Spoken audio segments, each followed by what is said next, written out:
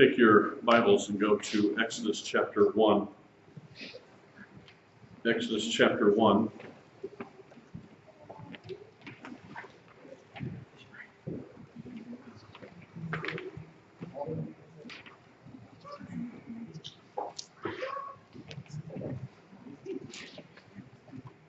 I mentioned a couple of weeks back that when we're dealing with Matthew, we are dealing with the child, not the baby. Luke chapter 2 is the baby. Matthew chapter 2 is the child. And we talked about many of the misconceptions that have been brought about by trying to conflate those two narratives. And about misconceptions as to what's actually going on there. For instance, there's not 3 wise men. It doesn't say that. It says there were 3 gifts. It says gold, frankincense, and myrrh, but it never says they were riding on camels. Although that's popular thinking. Text never says that. Maybe they were, maybe they weren't. It just doesn't say it. My point is that we read a lot of things into the text that are not in the text. Okay? If you read Matthew, Matthew says that they found a child in a house. In Luke, they find a baby in a manger. Two different narratives for 2 different purposes. Okay? So oftentimes what happens is the 2 get conflated. Now he is born in Beit, according to Micah chapter 5 verse 2. Micah 5:2 prophesies that he's going to be born in Beit, and we'll come back to the text in Hosea that's quoted in Matthew, verse 15, 2:15. Out of Egypt I have called my son. Okay. So what's interesting is, if you're looking at these 2, we have a number of parallels in the sense that Herod is going to call for the murder of the babies, just as Pharaoh did. Okay. So there's a genre comparison here between the 2. But I want to go first to Exodus 1, walk us through the first 3 chapters of Exodus, and then we'll make some other comparisons. So it says, these are the names, opens up Exodus, Ve'elei Shemot, these are the names. So you notice that every Hebrew book, as it's called in Hebrew, it's named not by a name that we would give it in English. It's named by the first major Hebrew word in the text. So that, for instance, Genesis, obviously, Bereshit, and then Exodus, Shemot, the names. So, 2 principles, though. I want to set these 2 principles forward before I do that. Let me do this first. I mentioned this earlier before some of you were here. I want to recommend 2 books to you.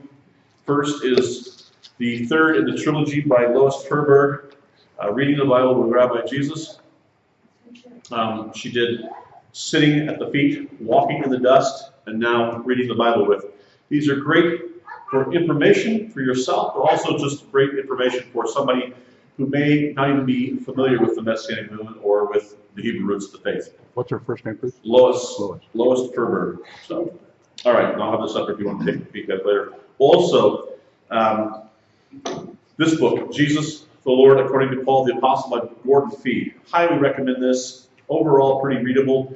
This is a distillation of his earlier work, which was an opus, Pauline Christology.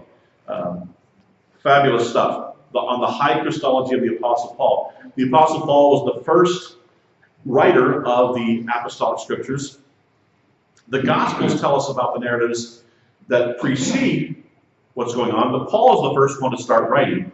And so it's his writings that give us the early theology of the early Christ believers in the 1st century. And I think Paul's Christology, presuppositionally, is extremely high. He has an extremely high view of who Yeshua is. For instance, we mentioned earlier the Shema, how Paul had incorporated Yeshua into the Shema. He also does in Philippians 2, which is a Christ hymn. He has been given a name which is above every name. The name of Yeshua, every knee will bow, and every tongue will confess. Right? Well, anybody that's hearing that language knows that's Isaiah 45 language. And Isaiah 45 says, every knee will bow and every tongue will confess that Yahweh is God. Okay, now he says every knee will bow and every tongue will confess that Yeshua is God, to the glory of God the Father. So he's taking Yahweh texts of the Hebrew Scriptures and systematically incorporating Yeshua into this divine identity. And he does it without blinking. He doesn't even try to explain it. It's just presuppositional to everything he's doing. He wouldn't have done that without any kind of insight into that. Absolutely. He had to have known. He was on his way to New York City, truck line, and then Yeshua comes and talks to him and stuff. I think there was something given to him in that moment. In fact, he does that. Yeah, I think you're absolutely right. The revelation that he has on the road to Damascus.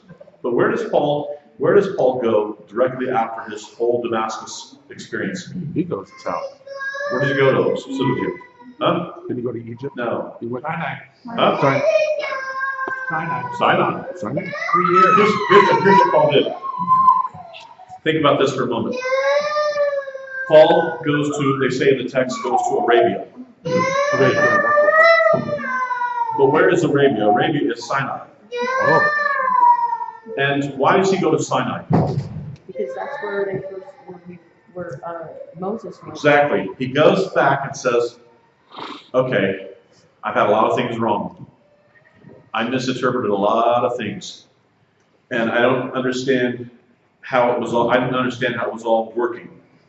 So what I'm going to do is, geographically, I'm going to go back to the place where the Torah was given at Mount Sinai.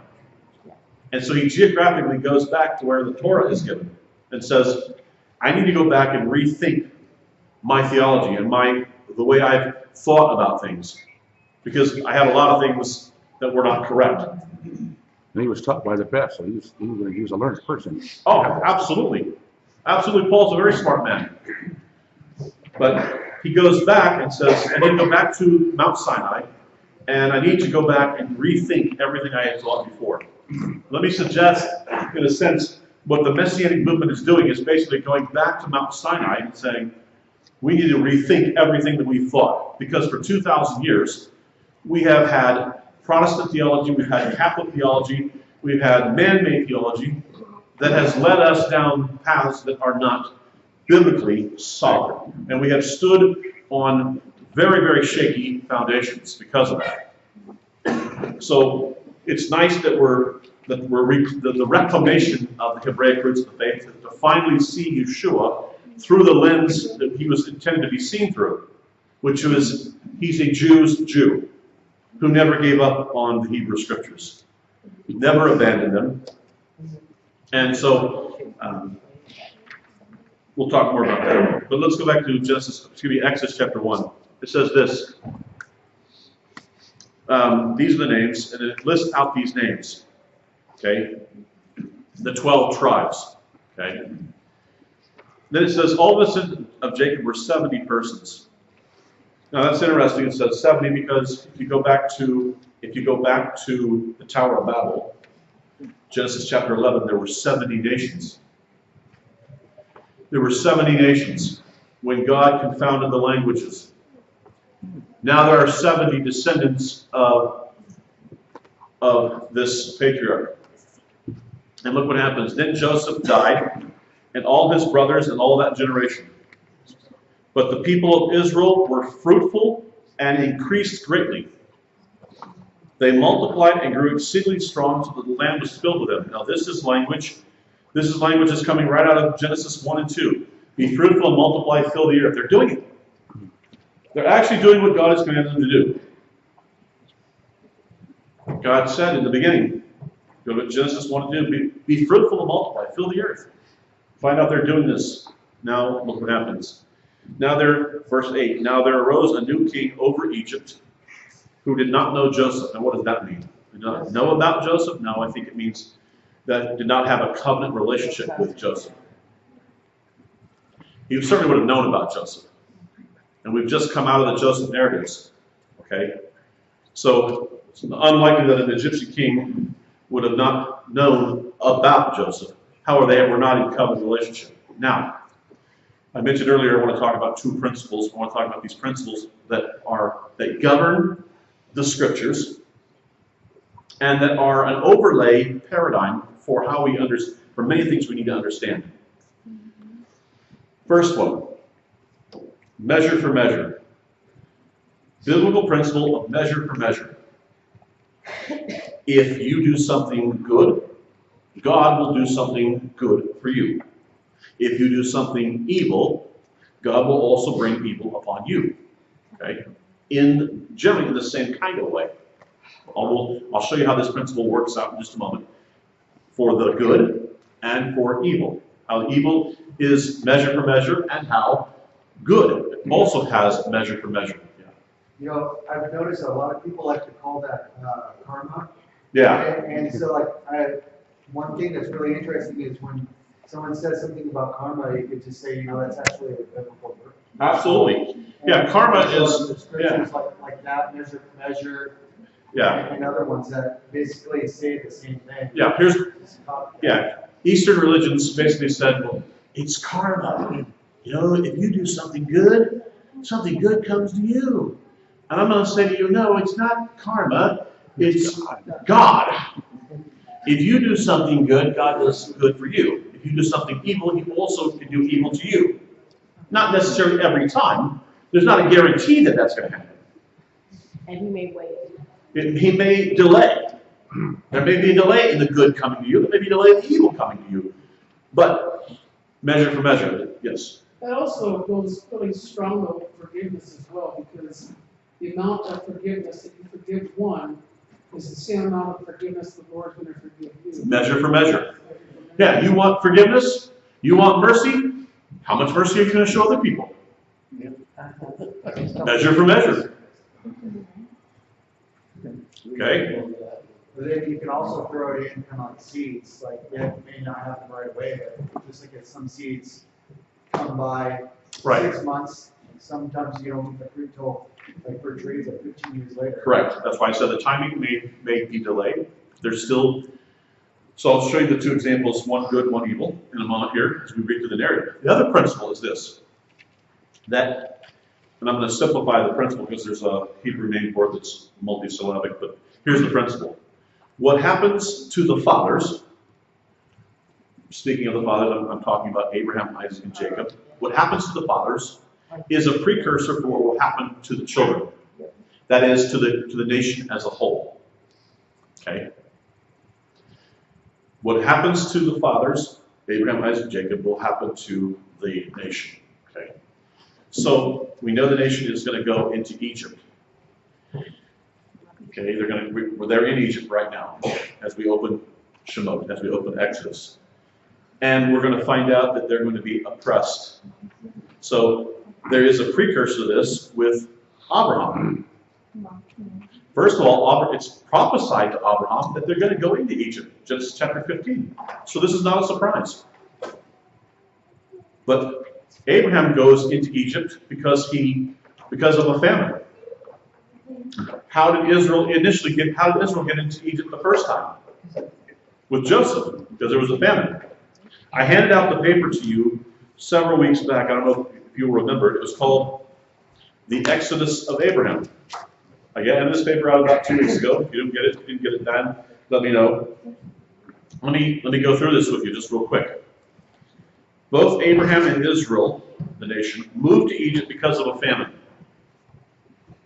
Okay, so both Abraham and Israel are initially treated well because of individuals who find favor in the eyes of Pharaoh. In Abraham's case, Pharaoh is so impressed with Sarah's beauty that all went well with him. In Israel's case, Pharaoh is so impressed with Joseph's skill in interpreting dreams that he promotes Joseph to second in all of Egypt. Okay, in each of them there are plagues. Okay, so if you go back and look at the Abrahamic narrative.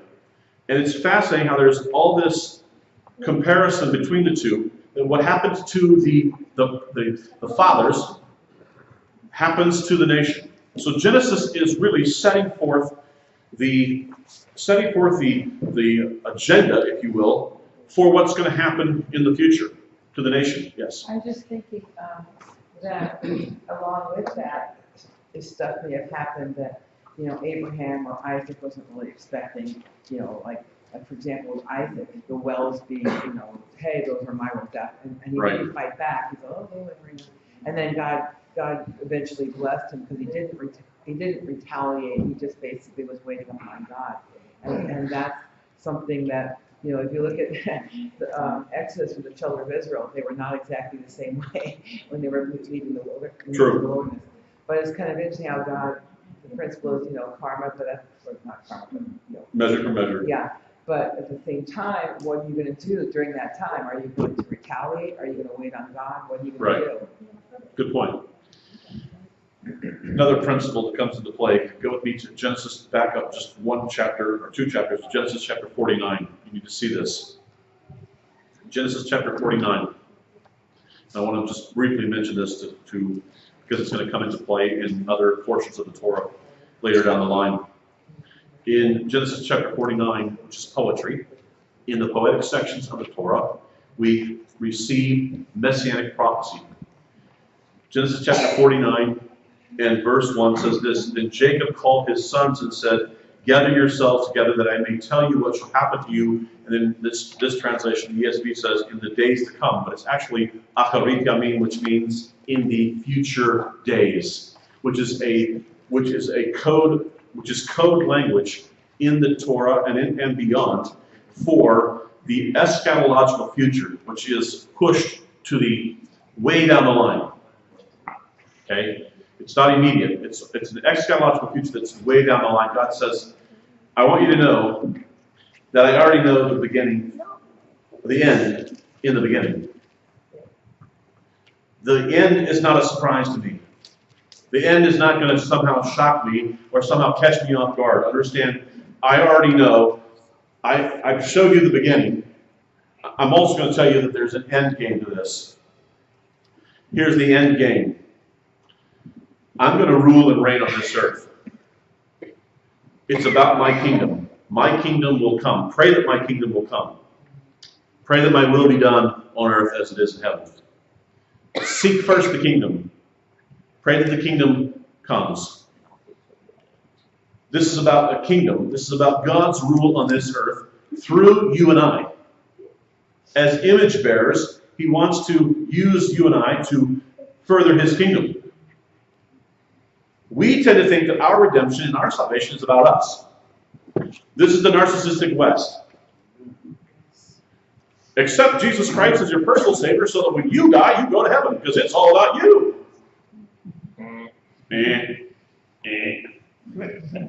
Wrong. Come into the kingdom. Become a servant of the Messiah so that you can establish His kingdom. That you bend your knee to His will to establish His rule. And the reason He saves you and redeems you is so that you will be a member of the kingdom, of His kingdom. Not about you. And you can bring others to Him. You can bring others into the kingdom, yes, with His help. But it's always about Him, not about you. But we in the West have turned redemption and salvation into something about us and made it about how we get this and we get that, and it's all about us. Which was never the intent of our redemption. By the way, He's going to redeem His people. He's going to redeem His people. Not so they can get into outside of Egypt and say, whew, we're redeemed. Yeehaw! He says, I'm going to redeem you so that you can stop worshiping this one and worship and serve me. Now, I'll be a much more gentle and much more benevolent master. But I'm going to, but how does Exodus 20 open? I am the Lord your God, who brought you out of the land of Egypt to be your God. In other words, our deliverance isn't so that we can just say to each other, ooh, I'm delivered, I'm going to heaven when I die. No, it's so that we can advance the kingdom of God and serve Him. This gets lost in traditional Western thinking. How many of us years ago used to sing the song, "I Choose Jesus." Yeah. That's not right. Long before, God chose us. right, this is the Long point. before the foundation of this world, He knew us. Exactly, this is the point of the eschatology that God is saying, look, I already, long before I even brought creation to existence, I knew that if I gave you free will, the ability to choose, that you would choose against me at times, multiple times. So the plan of redemption was already in place before the creation of the world. He says, I was slain before the foundations of the world. In the mind of God, redemption was already accomplished before there was ever a creation, because he knew that giving us free will, we would say, nah, I don't want to do that. Let me think about it. Let me think about it. Or- And when we thought about it, we rebelled. So, creation and redemption were accomplished prior to their ever happening in time. This is why he can say in Genesis 49, to Jacob says to his sons, his 12 sons, let me tell you what's going to happen in the latter days. This is all about this future. By the way, that's why Hosea says, out of Egypt I called my son. He's looking at this and saying, who's this son? Well, this son is two. Exodus 4 is going to say the son is Israel. But the son is also a king, an individual. So he's going to take them out of Egypt so he can take him out of Egypt. That's Numbers chapter 4, the Balaam oracles. So out of Egypt I called my son. I called my son the people, but I also called my son the individual. 1 and 2, go ahead. Because God chose us. A lot of people get hung up on Paul's statements about those who he foreknew, he did predestinate. And those who he predestinated, he foreordained.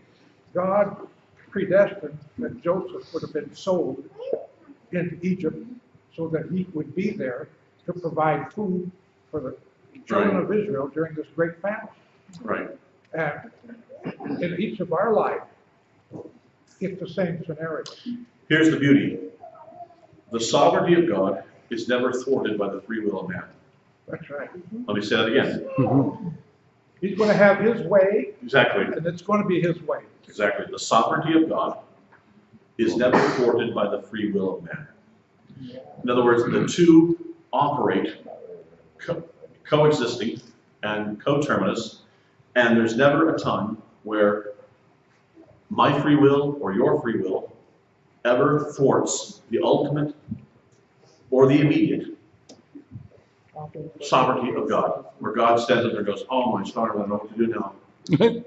Oops. No, oops. Yeah, right. Just a couple things. When you were saying he called his son, and it's actually two things. That should give you a clue as to who Yeshua and Yahweh are when he says, you know, I mean, he's doing it there as he does with what Paul does with putting him in the Shema. And then the other one is the eschatological, you know, being in Egypt. You can say that right now, his people are in Egypt. I mean, if you look around at society right now, we're in Egypt. You know, the worshiping of everything else besides God. I mean, every day I watch a cartoon or something else, and it's about the devil or about magic or about some. I mean, and they are pushing this on kids, and I see it every time I watch Netflix or something, and every time they come out with a new Netflix anime, and it's about devils or worshiping devils or magicians or something. It just drives me crazy. Every time I see it, more and more. And I talk to kids who are like in the military, who are in their 20s, and they talk about they don't even believe in God and don't even tell me. I mean, I don't even go out in my uniforms, and I want people to say thank you for your service and stuff like that. And I'm thinking, what is wrong with you people? Wow.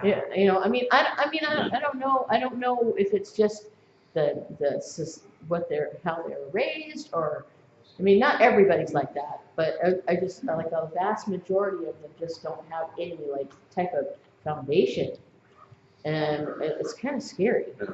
Well, we have work to do. Absolutely. Look at verse 15, verse 15 of chapter 1. It says, Then the king of Egypt said to the Hebrew midwives, by the way, it's a little ambiguous whether they're Hebrews or not Hebrews. I'm not worried about it. It says, the name of the one was Shipra, the other Puah. Verse 16, when you serve as a midwife to the Hebrew women and see them on the birth stool, if it is a son, you shall kill him. But if it is a daughter, you shall live. She shall live. Now look at this. But the midwives feared God. Now here's our measure for measure. Midwives feared God. They saved sons, and he gives them sons. Measure for measure. Pharaoh is going to kill sons, and by the end of the 10th plague, his son is going to be dead. Measure for measure. Okay? One for evil, one for good. I'm going to give you sons because you saved sons. I'm going to take your son because you were taking sons. It was so crazy that he would choose a midwife. I mean, who was the last person that would obey that order? You know? Well, and here's the thing. You know, godly women, in this instance, well, first of all, it's here you see two midwives who say, you know what, we will resist what the government says we should do. This was the whole point of the righteous Gentiles that I mentioned earlier, which is there were individuals who stood up, and just because the government said, hey, we're going to destroy and annihilate the whole people, said, no, we will not capitulate to that. We will not, there's something fundamentally wrong about that.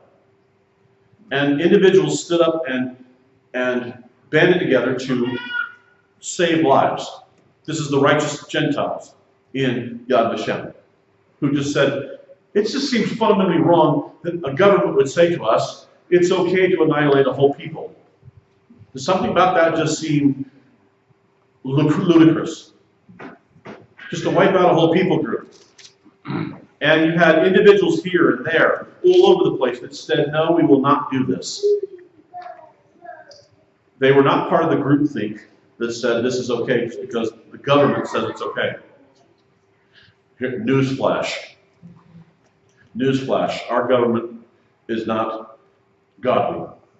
What? No, newsflash. So that means that governments, ours included, can make decisions and make things into law that are not biblically based. And just because it becomes a law and the government says it's okay, doesn't mean that God has put his stamp of approval upon it. So you have to go back to the text and say, what does the text say? Not what does the government say? All right, enough about that. I want to move on here. Look at verse 20. So God dealt with the midwives, and the people multiplied and were very strong. We've said before, this idea of fearing God is equated in the Hebrew Scriptures with obeying the commandments. Blessed is the man, Psalm 112, verse 1. Blessed is the man who fears the Lord, who greatly delights in his commandments. Notice the parallelism. Ecclesiastes, Kohelet, chapter 12. Fear God and keep his commandments. For this is the whole duty of man. So that they feared God. And what were the early Gentile first century believers called? Early first century Gentile believers were called God-fearers. This is Cornelius, Acts chapter 10. He's a God-fearer. Meaning, he obeyed the commandments. Here's a Gentile who obeyed the commandments. They included. Now look what happens. Verse 2, chapter 2. Now there was a man in the house of Levi, went and took his wife, a Levite woman. The woman conceived and bore a son, and when she saw that he was a fine child, she hid him 3 months. When she could hide him no longer, she made for him a basket of bulrushes and daubed it with bitumen and pitch. She put the child in it and placed him among the reeds by the riverbank. Now, anybody reading this in Hebrew is going to say to themselves, deja vu all over again. Who else was in it? So you have to Noah. They say basket, Noah. but it's an ark. Well, I'm hearing ark, that's Genesis 6-9 with Noah. And by the way, his ark was pitched the same way. And it was placed in water. And so it's, anybody hearing this is going, oh my word, we've got what's going on with Noah is happening here. 2 leaders that are being saved and being rescued. Look what happens. And his sister stood at a distance to know what would be done to him. Now the daughter of Pharaoh came down to bathe the river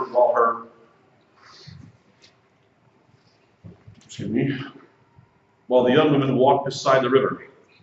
She saw the ark among the reeds and sent her servant women, and she took it. Here's another one. Here's the daughter of Pharaoh, who says she has to know what her father has told the rest of the people. And yet she also, when she sees this child, she has compassion. She has compassion upon this child, and she says, this is the wrong thing to do, to try to just kill a child. In fact, then the sister, Miriam, says to her, would you like me to find somebody to nurse the child for you, to care for the child? And to show you how she is, while the rest of the nation is being treated as slaves, she actually pays a Hebrew to care for this child. She saves the child, and then she pays the mother to care for her own child. So look what happens. Moses goes out one day, and he sees a Hebrew fighting an Egyptian. Moses has this sense of injustice, and he kills the Egyptian. Buries the body in the sand. Text says he looks this way, looks that way. Nobody's around. Comes out the next day, there's 2 Hebrews fighting. He still doesn't like injustice or fighting. They say to him, who made you a judge over us? Yeah, I like that. So guess what? he flees to Midian. Now, he's 40 years old. He's 40 years old at this point. Moses is going to live 40 years in Egypt, 40 years in Midian, and then come back and live 40 years in the Sinai desert, where he actually shepherded the people through the desert. But he gets the experience to shepherd them in the desert by this experience here. Let me make this statement. God never wastes experiences on us. Whatever he takes us through is in preparation for what he has in the future. In other words, he's not just putting you through something to put you through it. He's actually preparing you for what's ahead of you. This is part of the sovereignty thing. Moses, I want you to go out in the wilderness for 40 years and wander that wilderness with sheep. Because that will be great preparation for shepherding my people to the same wilderness when you take them out of Egypt. Because you're going to wander the same area. You'll know where all the hot spots are. You know where all the water is. You know where everything is that you need to know. You're not wasting time here, Moses. You're not just marching time. I've got a greater plan for you. And shepherding sheep is a great precursor to shepherding people. David was a shepherd. Moses is a shepherd. You learn a lot of things doing that. So look what happens. Now look at chapter 3. Chapter 3. Now Moses was keeping the flock of his father-in-law, Yithro, the priest of Midian, and he led his flock to the west side of the wilderness and came to Horeb, the mountain of God. And the angel of the Lord appeared to him. I assert to you, as I've studied these texts, that this angel of the Lord is Yeshua. This is who he is. We'll make that argument later on. It's Jesus. The angel of the Lord is Yeshua. Watch what happens. The angel of the Lord appeared to him in a flame of fire out of the midst of the bush. I've been making the argument that from the time of the flood, forward, Genesis 6 to 9, that God, from that point forward, begins to manifest himself and reveal himself in fire. He has fire all about him. And if you think about it, he manifests himself over and over again in fire. A pillar of fire by night. He walks in the furnace with the 3 Hebrew children in fire. He's got a chariot that's on fire. Fire is all about him. He's a consuming fire. And if you do a study on fire, one of these times I'll show you all the stuff I've done on this. There's fire everywhere. Okay? He has a flaming sword. We'll get to that in just a moment. Look at what happens. Verse 3. And Moses said, I will turn aside to see this great sight, why the bush is not burned. When the Lord, now look at verse 4, says, Yahweh. If you go back, it's the angel of the Lord. Now it's Yahweh. He says, when Yahweh saw that he turned aside, Elohim called to him from out of the bush. So I have the angel of the Lord, I have Yahweh, and I have Elohim. Because Elohim is a title, it's a status title. You are a God. Yahweh is his covenantal name. We'll talk about that in just a moment, what that means. I'm going to get to that. Now look what happens. He says, do not come near, take your sandals off your feet, for the place where you stand is holy ground. Okay? Now, go with me to Joshua chapter 5. Joshua chapter 5. It's important you see this. Joshua chapter 5, and look at verse 13. Joshua chapter 5, verse 13. We're going to connect this up. This is Joshua, commander of the army of God, leader of the people, now that Moses has died. Joshua chapter 5, verse 13. When Joshua was by Jericho, he lifted up his eyes and looked, and behold, a man. A man. How he views him. Ish. Was standing before him with his drawn sword. So it's a drawn sword in his hand. And Joshua went to him and said to him, are you for us or for our adversaries? And he said, no, but I am the commander of the army of God. Now I have come. And Joshua fell on his face to the earth and worshipped, and said to him, what does my Lord say to his servant? And the commander of the Lord's army said to Joshua, take off your sandals from your feet, for the place where you were standing is holy. It's a man. He's got a drawn sword. You're on holy ground. He can be worshipped. And he's the commander of an army. That's Yeshua. This is Yeshua. This is Jesus. Before he was ever Jesus. Before he ever came in, before he was ever encapsulated for 30 years in a body, this is Jesus. Before he was Jesus. This is Christology of the highest order. Now this is why Yeshua, Jesus, could say things like this. To Pilate he says, you think you can take me? I can call 10 legions of angels and they'd be here just like this. You got to be kidding yourself. You think you can take me? You have no idea who I am. I'm the captain of the army of God. I got a whole army behind me. Oh, and they've got flaming swords too, by the way. You can't see them, and they can strike you with blindness. And they ride on chariots of fire. And there are thousands upon thousands upon thousands of them. You can't even begin to count them. You have no idea who I am. And when you're standing around me, you're on holy ground. This is why Yeshua, wherever he was holy ground.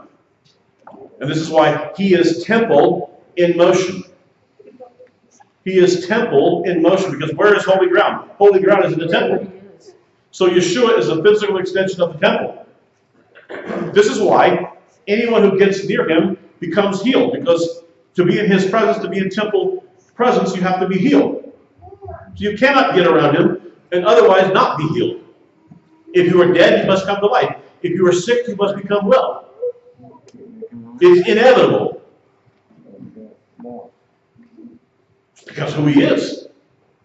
But he's also the captain of the army. What army? 2 armies at least. 3 actually in the Hebrew text. He's the captain of the army of Israel. He's the captain of the army of the angels. And he's the captain of the army of the stars.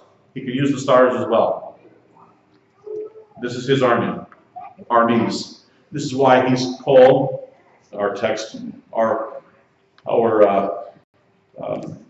Siddur says, Lord of hosts. But that's Adonai Sabaoth, plural. Armies, God of armies. Stars, Israel, angels. He dispatches them and they do his bidding. The stars do his bidding, the angels do his bidding, and the army of Israel does his bidding. So he is Lord of armies. He's the captain of the army. When it says stars, I've heard some people say that refers to nations. Is that Nations is sometimes? Yeah. Could be, depending on the context. There are definitely contexts in which the stars are referring to the be disposed of by God to accomplish his purposes, which would not be necessarily the nations in those contexts. But there may be contexts where that's the case. I haven't looked at all Wouldn't of it them. be, I mean, stars are also angels, and angels are rulers over the nations. Yes. So it could be both of the Yeah, same. by metaphor, yes, it could work out in the sense, like she's saying, that angels and stars are sometimes used interchangeably because both of them come from the heavenlies, both of them are bright. Both are sent by God. So yeah, there's a lot of overlap between stars and angels are also given control. Elohim are given control of nations. Okay, Psalm 82, Job 1 and 2. Okay, so yeah. So look what happens though. Now, watch what happens here. I want to show you something. Go back to chapter 3 of Exodus.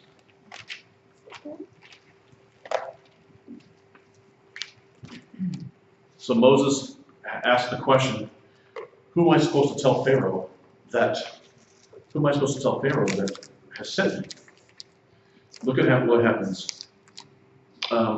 He says, Moses said to God, if I come to the people of Israel and say to them, the God of your fathers has sent me to you, and they ask me, what is his name? What shall I say to them? Verse 14. He says, verse 14, if you read it, we'll read it in Hebrew, because it's Ehyeh Asher Ehyeh. Now we translate that. I am, which I am. Okay? I am, which could mean something to the effect of, I will be what I will be. And this is why we have throughout the book of John these I am statements, 8 I am statements. Ego eimi, I am the bread of life. I am the good shepherd. I am the, 8 times in John, the Gospel of John, he has this I am statements, okay? One time in the Gospel areas, Yeshua this is at the very end towards they come to the Garden of Gethsemane, and they say, we're here to capture you, take you into custody, and he just says, Ego eimi, and they fall backwards. Okay? But what does this mean? What does it mean? All right, so our movement had all this, we went through this whole phase in our movement, the sacred name phase, where the whole thing was about how you pronounced the name. As if if you said the name just right, pronounced it just right, God would favor you more than those who didn't pronounce it correctly. Let me suggest to you, it was never about the pronunciation.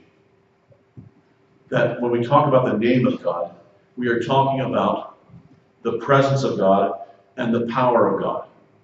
Not about not about how to pronounce it. I don't think God cares how you pronounce his name per se. Me personally.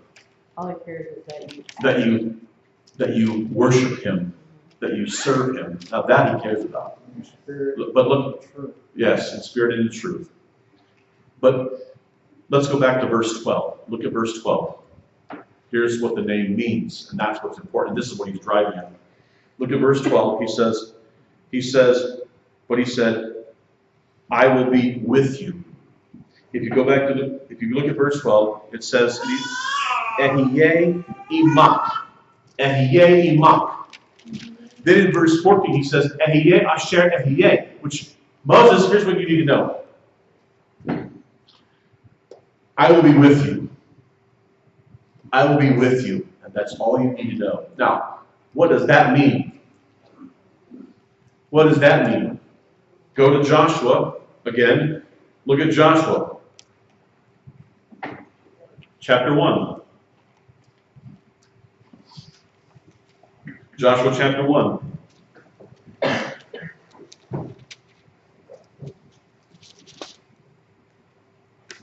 He says, this is Yahweh speaking to Joshua. He says in verse 5, no man shall be able to stand before you all the days of your life. Just as I was with Moses, so I will be with you. I will not leave you or forsake you. Okay? So this idea is, verse 8, be strong and courageous. Verse 9 should be strong and courageous. Do not be afraid and do not be dismayed, for the Lord your God is with you wherever you go. What was Isaiah? What were they to name the child? Immanuel, God with us. What's the last thing Yeshua says as he leaves this earth? And lo, I am with you always, even to the end of the age. Even at the end of the, what's the point? The point of saying I am with you is this. In the ancient Near Eastern covenants, when you made a covenant with another person, you would pepper the covenant with this with you language. That is, if you have economic problems, I would say if I were a king and Carl were another king, and I wrote Carl and I signed a covenant, I would say, Carl, when you have economic problems, I will be with you. When you have military issues, I will be with you. Carl, whatever your problems are, I'm going to be with you. That is, we are in covenant relationship. Therefore, no matter what happens, it's all good because I'm with you. It's covenantal language. Everything is based and foundation in covenant. This is why he's going to talk about Abraham, Isaac, and Jacob. Because Abraham, Isaac, and Jacob is code language for covenant. I made covenant. And I never go back on covenant. So what you need to know is this. I will be covenantally faithful to everything I have promised. Covenant is a contract. The problem with today is people don't read the line items of the contract. God always keeps his part. Absolutely. We fail tremendously on our part. Yeah, God has always kept his part of the covenant. But go with me to Exodus chapter 23. Real quick. Exodus chapter 23. I'll end with this. There's so much we... Exodus chapter 23.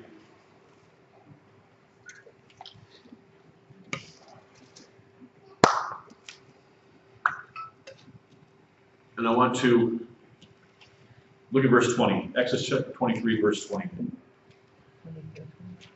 He says this, behold, this is Yahweh speaking again. He says, behold, I send an angel before you to guard you on the way and to bring you to the place that I have prepared. Pay careful attention to him and Shema B'kol, obey his voice. Yeshua says, my sheep hear my voice. Semitic way of saying they obey me. Do not rebel against him, for he will not pardon your transgressions. This angel can pardon your transgressions. Look at this. For my name is in him. My name is in him. This is why Paul can say he's been given a name which is above every name. That at the name of Yeshua every knee will bow and every tongue will confess. And he flips in Isaiah 45, Yahweh text. My point is this. We need a much, much more robust Christology. We have undervalued. We have trivialized.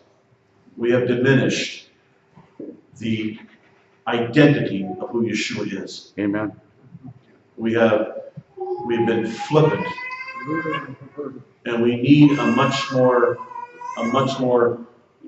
solid and grounded biblically idea and understanding of who this man is.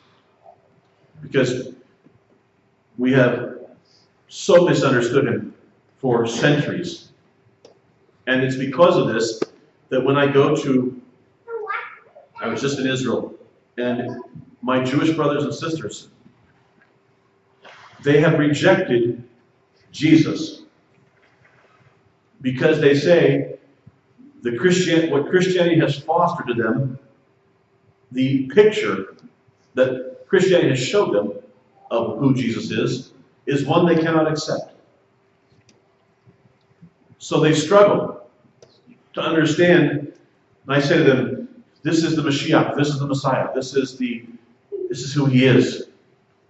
And they cannot get their head wrapped around the fact that when you go to Israel today, there is so much Catholicism and Christianity that the Jewish people, they see this and they say, well, that's not who he is.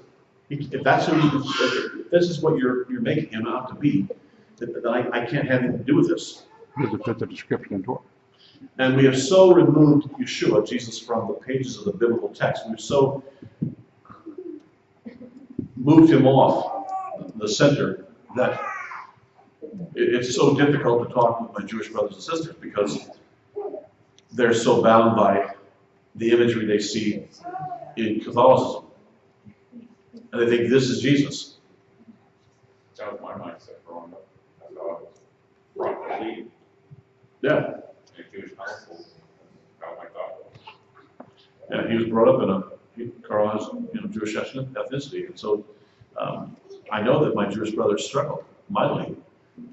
I talk to them all the time, and they struggle mightily with who is Yeshua? Because the caricature that they've been given by traditional Christianity has left them going, what in the world are we dealing with here?